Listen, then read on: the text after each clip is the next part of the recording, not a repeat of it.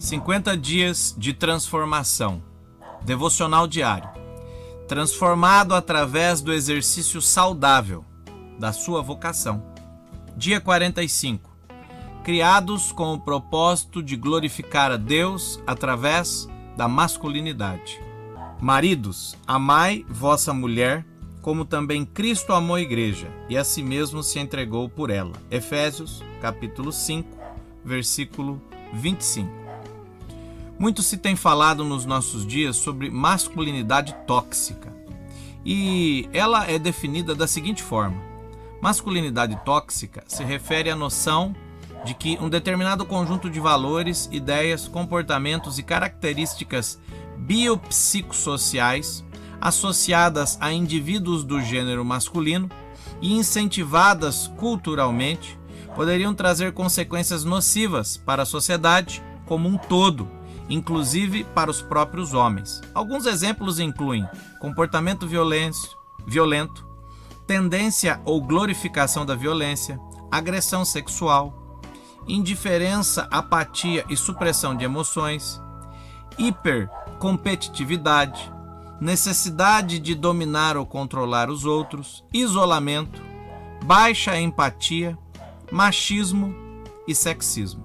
Porém, quando se observa os exemplos da chamada masculinidade tóxica, percebe-se que os 3 primeiros são atitudes criminosas e passíveis de pena da lei, são desvios de conduta e, mesmo que em porcentagem os homens cometam mais esses crimes, eles não são praticados apenas por homens. Em menor escala, é claro, mas mulheres podem ser violentas, ter a tendência de usar a violência como meio de resolver conflitos, fato aferido por Fernanda Bona na dissertação de mestrado em psicologia intitulada Elas, a violência doméstica e o álcool, onde afirma: tanto a mulher quanto o homem praticam violência. Contudo, é preciso considerar que o impacto da ação produzida pelo homem geralmente é maior que o mesmo ato da mulher. O tratamento cultural é diferenciado quando ele agride. A conduta tende a ser avaliada como crime, mas se for ela, em determinados casos, não. Esse comportamento pode ser até tolerado socialmente. Fonte: jusbrasil.com.br/artigos. Com isso, não se busca legitimar qualquer tipo de violência, mas mostrar que não é uma característica exclusivamente masculina, além disso ser crime. O mesmo pode ser dito da agressão sexual, pois atualmente existe um consenso de que a maioria das vítimas de violência sexual são mulheres e crianças, e que os agressores são homens. Contudo, 5% dos crimes de violência sexual são cometidos por mulheres. E mesmo que seja um volume muito pequeno, é um tema que precisa ser estudado e analisado, até porque esses números são considerados subestimados. Fonte: jusbrasil.com.br/artigos. Falar disso é necessário para que não seja feita uma caricatura onde ser homem é ser quase criminoso. Se fosse assim, não existiriam cadeias femininas. A população carcerária brasileira está na casa das 839 mil pessoas, sendo que 43 mil são mulheres. Nem todos os presos homens estão lá por violência contra as mulheres e crianças ou agressão sexual. Mas, apenas para efeito de cálculo, veja: o número de homens no Brasil hoje está na casa dos 98.532.431. Destes estão presos 0,8% de todos os homens. E agora a pergunta que fica: é justo colocar no mesmo patamar dos que foram condenados por crimes, muitos de violência e agressão sexual, 99,2% da população masculina? Creio que não. Então, por que identificar masculinidade tóxica com atitudes caracterizadas como crime. Talvez porque, como afirma o filósofo Luiz Felipe Pondé, o homem heterossexual tornou-se uma espécie de vilão moderno diante do avanço das pautas feministas e da direção tomada pela produção acadêmica nos estudos de gênero. As outras 7 características da masculinidade tóxica podem facilmente ser identificadas também no universo feminino. Mas é claro que muitos homens não são exemplos de masculinidade. O que fazer então?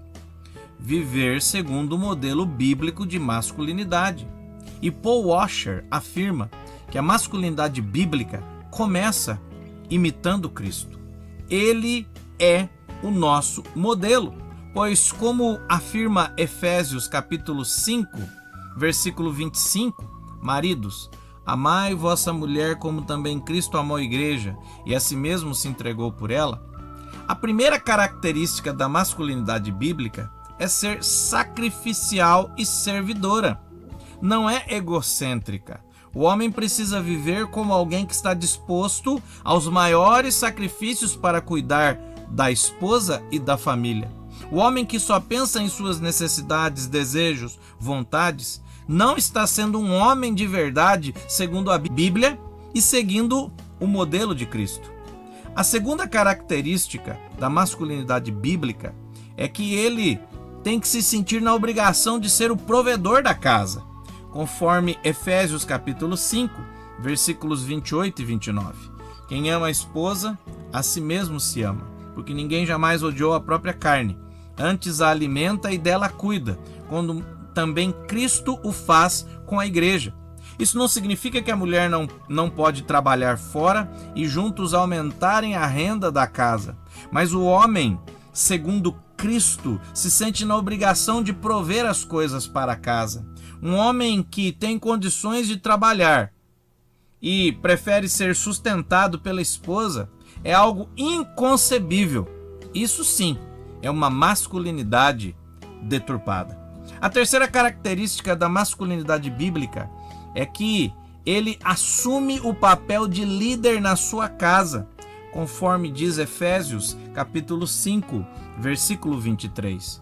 Porque o marido é o cabeça da mulher, como também Cristo é o cabeça da igreja, sendo este mesmo o Salvador do corpo. Isso não implica em diminuir a esposa, mas em assumir os riscos e as consequências para que, com o seu serviço de liderança, o seu lar seja conduzido para o progresso, crescimento e bem-estar de todos. Ser líder não é um status, é responsabilidade, é tomar as decisões e, se necessário for, tomar o primeiro tiro, pois está na linha de frente conduzindo a família.